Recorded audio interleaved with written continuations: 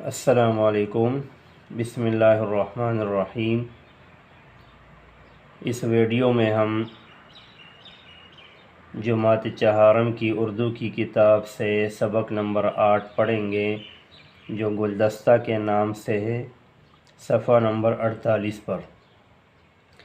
یہ برائے مطالعہ ہے، یعنی صرف اس کا مطالعہ کیا جائے گا، اس میں کوئی خاص مشق نہیں ہے۔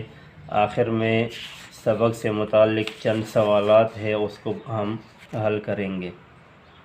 تو یہ سبق بنیادی طور پر پاکستان کے مختلف صوبوں اور مختلف علاقوں کے شعراء کے بارے میں ہیں، جو مشہور شاعر ہو گزرے ہیں، تو ان کے بارے میں مختصراً طور پر اس سبق میں جائزہ لیا گیا ہے۔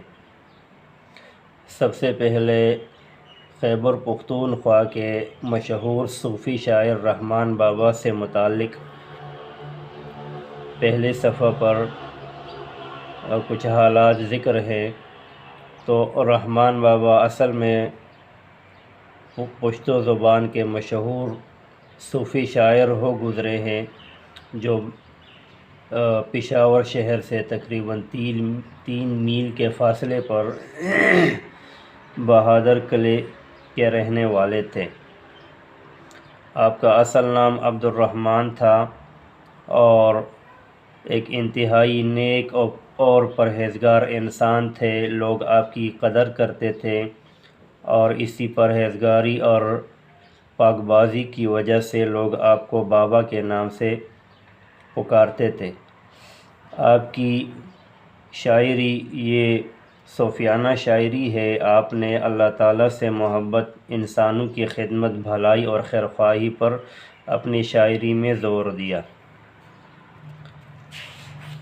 اگلا جو شاعر ہے وہ سندھی زبان کے مشہور شاعر صوفی شاعر شاہ عبداللطیف بھٹائی رحمۃ اللہ علیہ ہیں، اور آپ سندھ کے مٹیاری کے علاقے کے قریب حالہ حویلی کے ایک گاؤں میں پیدا ہوئے، اور وہیں پر آپ نے اپنی زندگی گزاری۔ اور یہ آپ کا جو گاؤں تھا، جو بنیادی طور پر آپ کے گاؤں کا نام تھا تو وہ بھٹ گاؤں تھا، اسی وجہ سے آپ کو بھٹائی کہا جانے لگا۔ صوفی شاعر ہیں اور آپ کی شاعری لوگوں میں بہت زیادہ مشہور تھی، نہ صرف مسلمانوں میں بلکہ غیر مسلم بھی آپ کی شاعری کو بہت شوق سے پڑھتے تھے اور سنتے تھے۔ آپ نے سندھ کے جو لوک اور مقامی کہانیاں تھیں ان کو اپنی نظموں میں، اپنے اشعار میں منظم کیا اور شاعری کے ذریعے ان کہانیوں کو ایک انوکھے انداز میں پیش کیا۔ پھر اگلا جو شاعر ہے وہ بھلے شاہ ہے۔ بھلے شاہ پنجاب کے شاعر ہے اور یہ بھی ایک صوفی شاعر ہے۔ آپ کا اصل نام سید محمد عبداللہ شاہ تھا۔ بنیادی طور پر آپ کا تعلق بہاولپور سے تھا، پھر بعد میں آپ ساہیوال چلے گئے اور وہاں سے قصور چلے آئے۔ آپ کا خاندان شیخ عبدالقادر جیلانی رحمۃ اللہ علیہ کے خاندان سے تعلق رکھتا ہے۔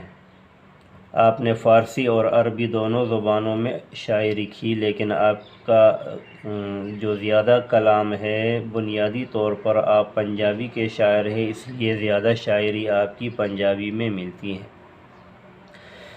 اگلا جو شاعر ہے مست توکلی، یہ بلوچستان کے شاعر ہے۔ آپ کا اصل نام توق علی مست تھا اور کاہان شہر سے تقریباً 5 کلومیٹر کے فاصلے پر ماڑک بند کے علاقے میں آپ پیدا ہوئے اور ایک سادہ سی زندگی گزاری۔ بچپن میں بکریاں بھی چراتے تھے اور اپنی اس پیشے پر فخر بھی کرتے تھے، اس لیے کہ یہ پیغمبروں کا پیشہ ہے۔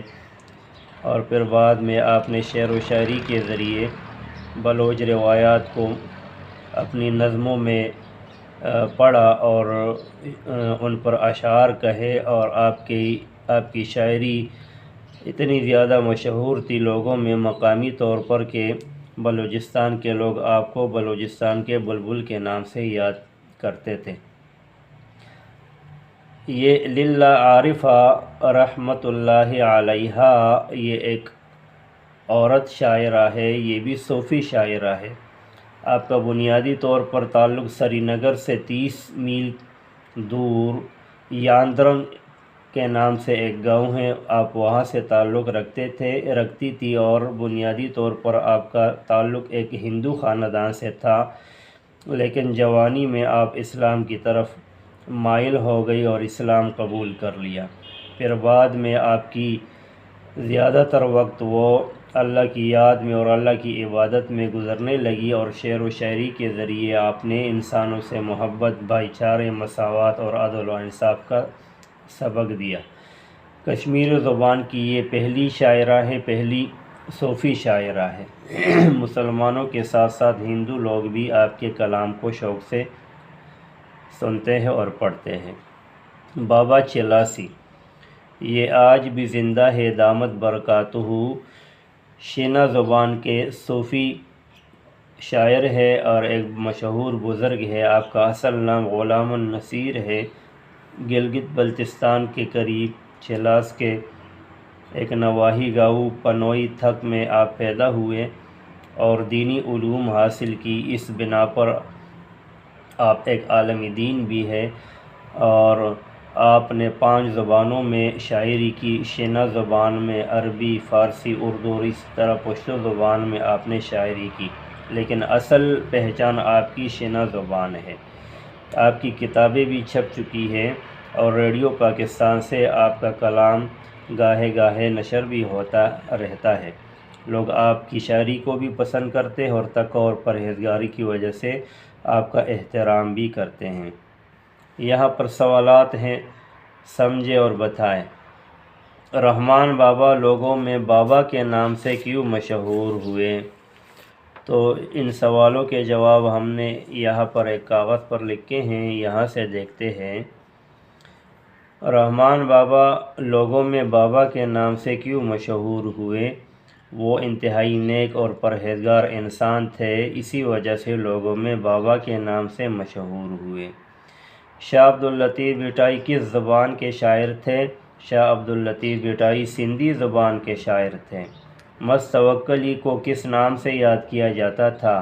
مست توکلی کو لوگ بلوچستان کے بلبل کے نام سے یاد کرتے تھے۔ للہ عارفہ نے اپنی شاعری کے ذریعے سے کیا پیغام دیا؟ للہ عارفہ نے انسانوں کو محبت، بھائی چارے، مساوات اور عدل و انصاف کا پیغام دیا۔ بلے شاہ کہاں کہاں رہے؟ جواب: بلے شاہ بہاولپور، ساہیوال اور قصور کے علاقوں میں رہے۔ بابا چلاسی نے کون کون سی زبانوں میں شاعری کی ہے؟ جواب: بابا چلاسی نے 5 زبانوں شینا، عربی، فارسی، اردو اور پشتو میں شاعری کی ہے۔ تو یہ سوال و جواب ہو گئے، پھر اگلا سبق اگلی ویڈیو میں۔